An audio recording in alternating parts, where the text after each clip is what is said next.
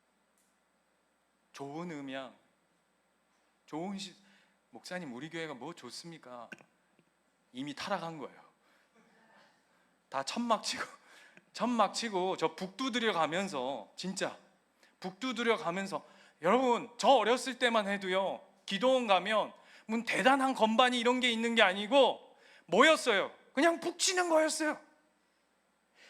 그 북 하나 치면서도 하나님의 임재를 구하고 하나님의 마음을 구하며 하나님이 이곳 가운데 우리의 주인 되심을 선포하며 살아가는 그 모든 것이 우리의 예배를 압도하고 그것이 우리의 삶의 전부이며 그것이 모든 것임을 고백하며 하나님 앞에 나아갔던 그 예배.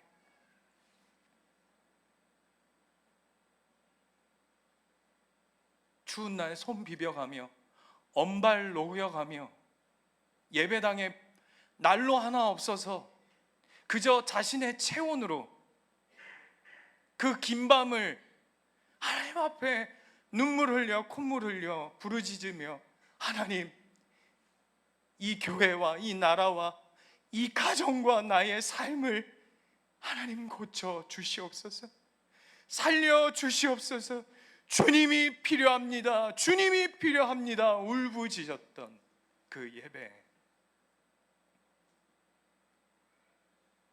그 예배를 잃으면 우리는 다 잃는 거예요. 예배를 잃는 건 수많은 값진 보물이 담겨 있는 그 보석함에 열쇠를 잃어버린 것과 같은 거예요. 그래서 예배는 중요하대요. 그런데 이런 차원을 넘어서는 왜 우리에게 예배가 중요할까? 왜 이토록 하나님은 우리의 예배를 받기 원하실까? 아까 얘기했잖아요. 여러분, 자, 한번 생각해 보세요. 여러분이 여기에 잠깐 앉아가지고 주일날 우리 교회 예배 길다 그래요. 예배 긴 게 아니지, 목사 설교가 길다 그러죠. 네, 웃으시는 분들 본인 얘기인 걸로 제가 알고 있겠습니다. 길다 그래요. 그래봤자 고작 2시간도 안 되잖아요. 근데 여러분 한번 생각해 보세요. 이게 잘못 얘기하면 또 이상하게 되는데, 여러분이 하나님 입장이 되었다고 생각해 보세요. 꼴랑 2시간 여기에서 여러분이 드리는 이 예배, 뭐가 하나님 앞에 그렇게 기쁠까요? 에? 여러분 한번 보세요. 명절에 자식들이 여러분에게, 여러분 1년 만에 한번 와가지고 2시간 있다 가면 여러분 기쁘세요? 엄마 추석이라고 왔어요. 2시간 밥 먹고 자 이제 갑니다, 화이팅 합시다, 이러고 가. 행복해요? 근데 하나님 그를 기뻐하세요. 기뻐하세요. 왜요? 왜요? 출애굽기로 가볼게요. 출애굽기 19장.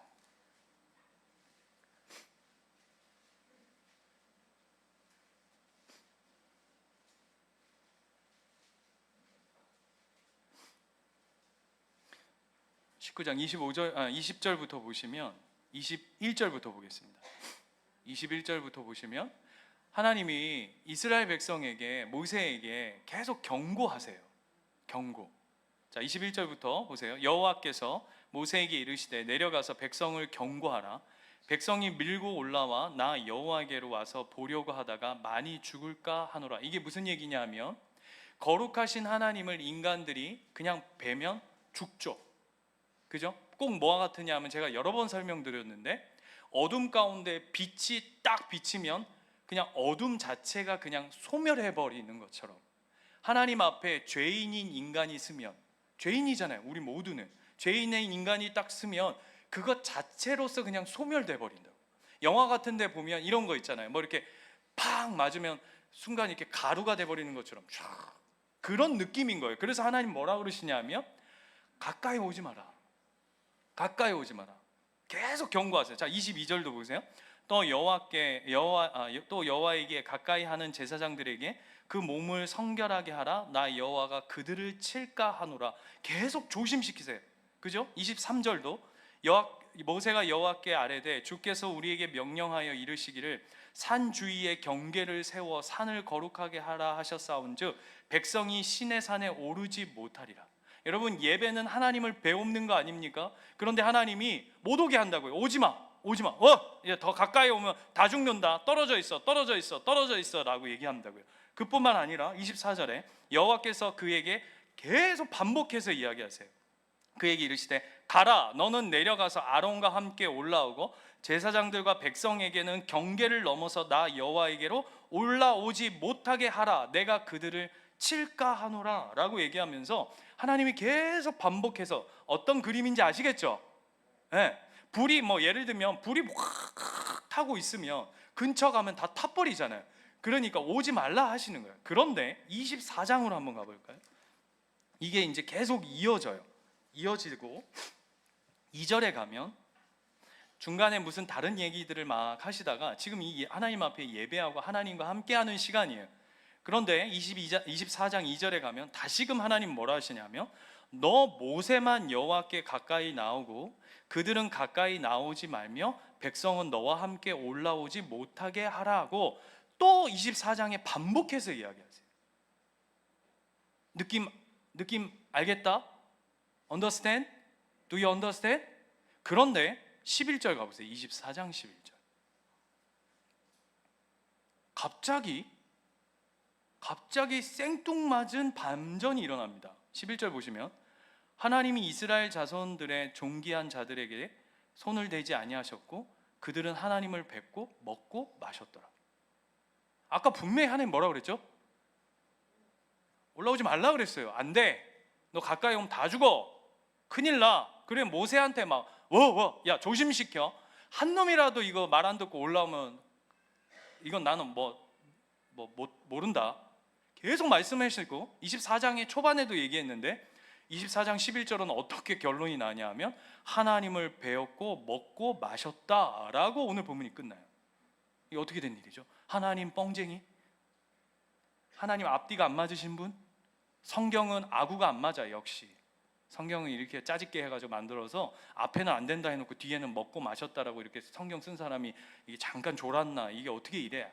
어떻게 몇 절 사이에 이게 이렇게 휙 바뀌어? 이렇게 반전이 이루어져? 라고 하는데 이렇게 될 수 있는 이유가 뭡니까? 5절로 가보세요. 5절에 가면 이스라엘 자손의 청년들을 보내어 여호와께 소로 번제와 화목제를 드리게 하고 모세가 피를 가지고 반은 여러 양푼에 담고 반은 제단에 뿌리고 언약서를 가져다가 백성에게 낭독하여 듣게 하니 그들이 이르되 여호와의 말씀을 우리가 준행하리이다. 8절 모세가 그 피를 가지고 백성에게 뿌리며 이르되 이는 여호와께서 이 모든 말씀에 대하여 너희와 세우신 언약의 피니라. 자, 너 절대 내 앞에 나올 수 없어 라고 하나님이 말씀하셨는데 그 하나님의 약속을 깨트리고 하나님 앞에 나와 하나님을 배웠고 하나님과 함께 우리식으로 하자면 하나님을 배웠고 그 앞에서 예배하고 먹고 마시고 있어요. 그게 뭐 때문에?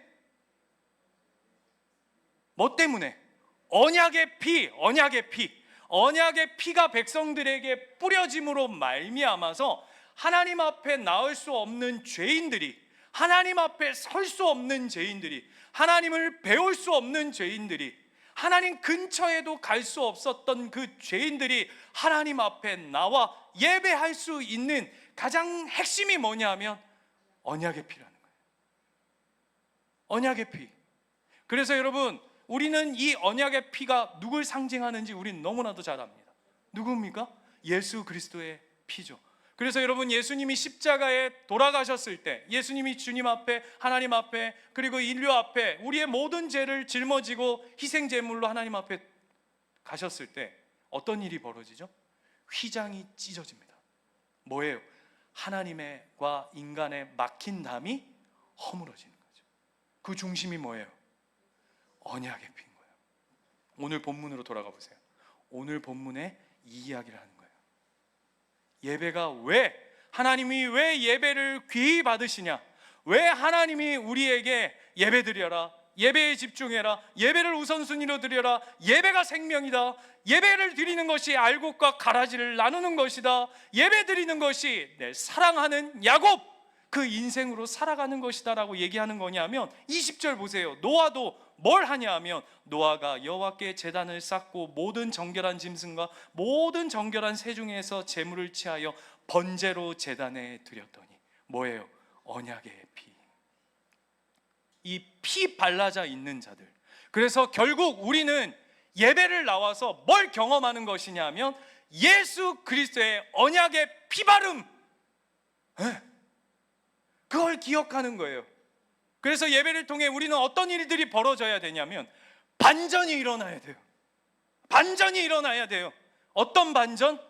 하나님 앞에 나올 수 없는 자들이, 하나님 앞에 설 수 없는 자들이, 하나님 앞에 부끄러워, 하나님 내가 오늘도 한 주 살아가면서 내가 하나님의 뜻대로 살겠노라, 하나님 말씀대로 살겠노라 다짐하고 지난주 주일날 기도하며 하나님 앞에 눈물로 결단하였거든, 내가 한 주 살면서 여전히 땅을 바라보고 세상의 욕심을 쫓고 사람을 쫓고 세상의 기준과 세상의 이치를 따라 살아가는 내 삶의 연약함을 하나님 긍휼히 여겨 주십시오라고 하나님 앞에 나올 때에 그 예수 피로, 예수 피의 은혜로 덮여진 그 언약의 피로 덮어진 우리의 삶이 죽은 자가 살아나고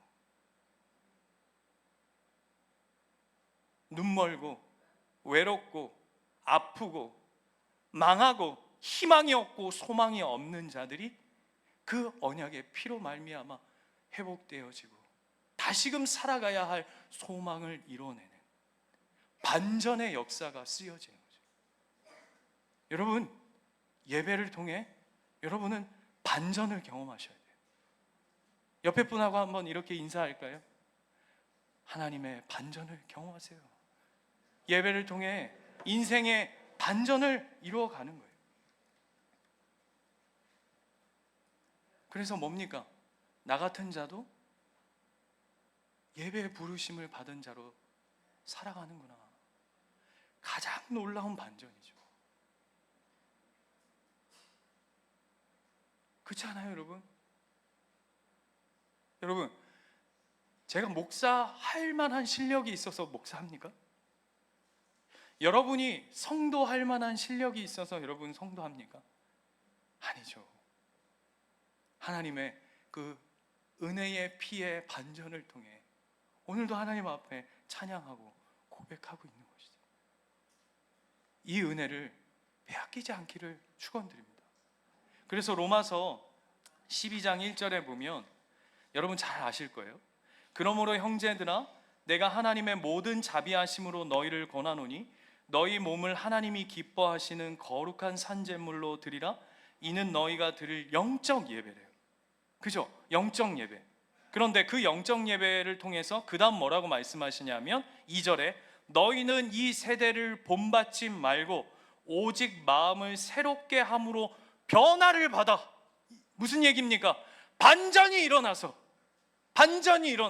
예배를 통해서 너의 삶의 모든 자리에서 하나님을 예배하는 그 예배를 통해 네 인생에 반전을 이루어가라. 반전을 이루어라.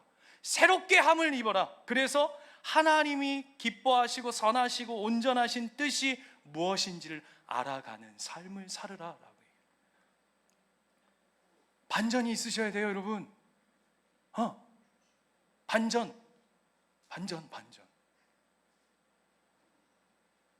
이런 거 말고 반전. 교회에서는 은혜 받았는데 교회 밖에 딱 나가가지고 사탄이 되는 이런 반전 말고, 이 새끼 이런 거 말고, 주차 막 했다고 우라 반전, 이런 반전 말고요. 뭔지 아시겠죠? 제발 하나님의 언약의 피가 발려진 자의 삶의 반전을 이뤄가세요. 울며 들어왔던 자가 웃으며 감사하며 예배당을 나가는, 마음이 딱딱하게 굳어 그냥 찬바람이 그냥 막 그냥 보면은 막 눈에서 막 짜자자작 레이저 나오고 막 이런 인생이 예배를 통해서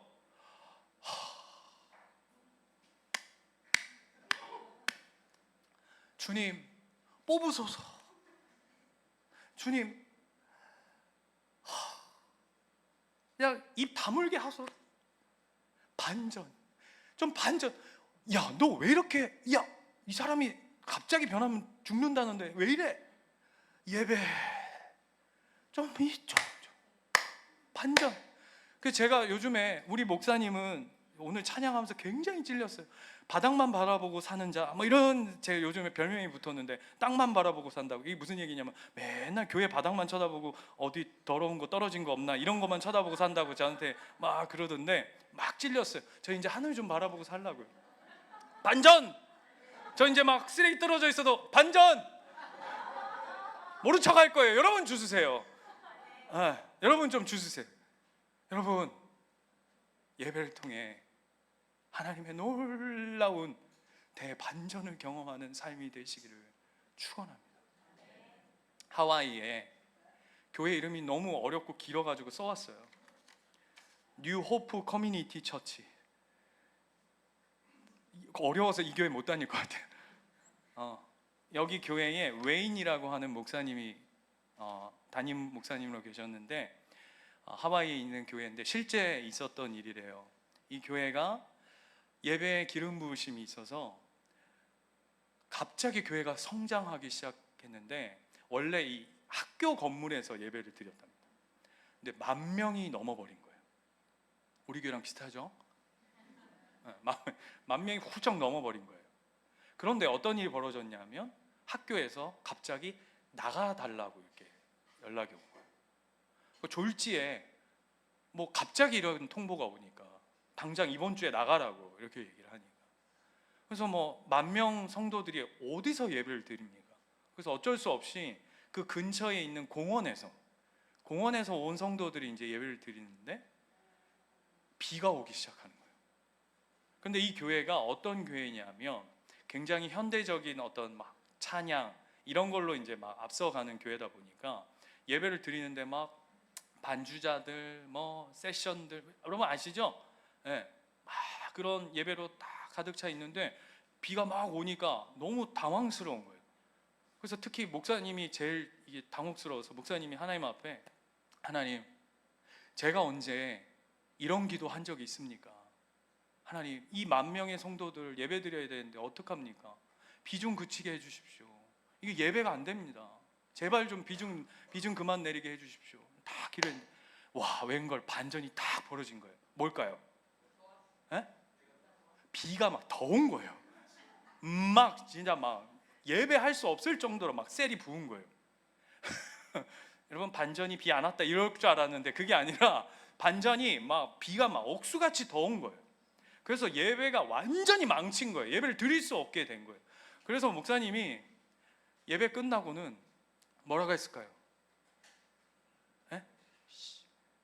사람 같으면 막 18 이렇게 나왔을 건데 뭐라냐면, 진짜 하나님 해도 너무하십니다. 아니 이거 예배를 이렇게 엉망으로 만드십니까? 이거 어떻게 하시려고 이러십니까? 그런데 하나님이 그 목사님 마음 가운데 강건해요 마음을 주시더래요.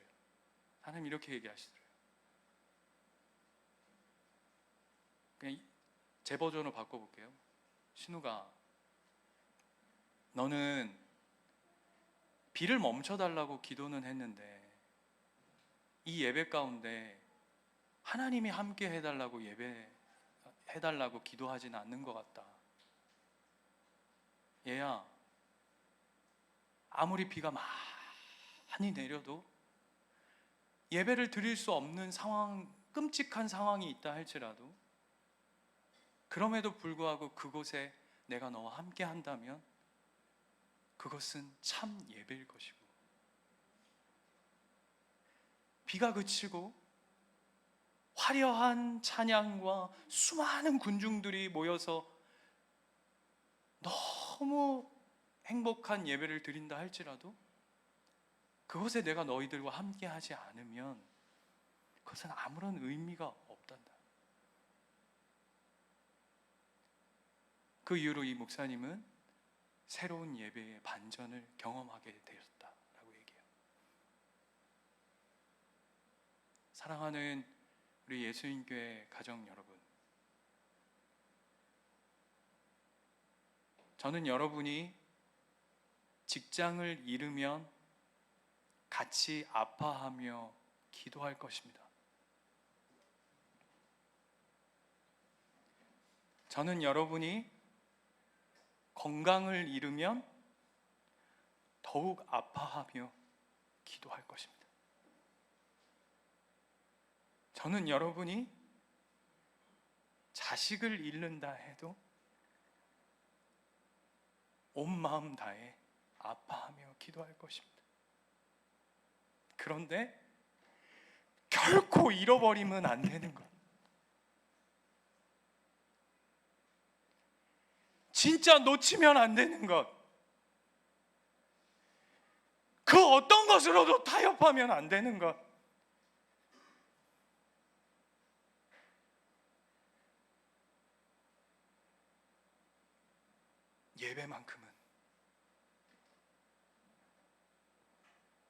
예배만큼은 잃어버리지 않으셔서 여러분 각자의 삶에 하나님의 놀라운 반전을 경험하는 하나님의 언약 백성, 예수 그리스도의 십자가의 은혜를 가진 자의 그 하늘의 반전을 오늘도 채워가시는 저와 여러분 되시기를 축원드립니다. 우리 기도하겠습니다.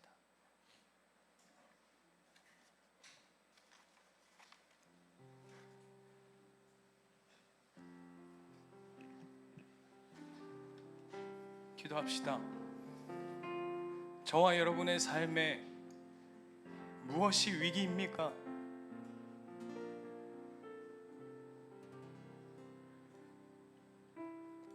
저와 여러분의 삶에 무엇이 어려움입니까?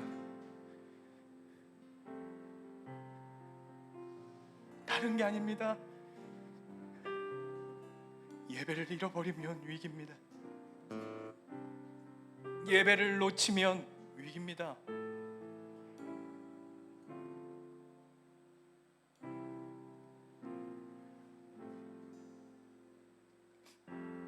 하나님 앞에 기도합시다.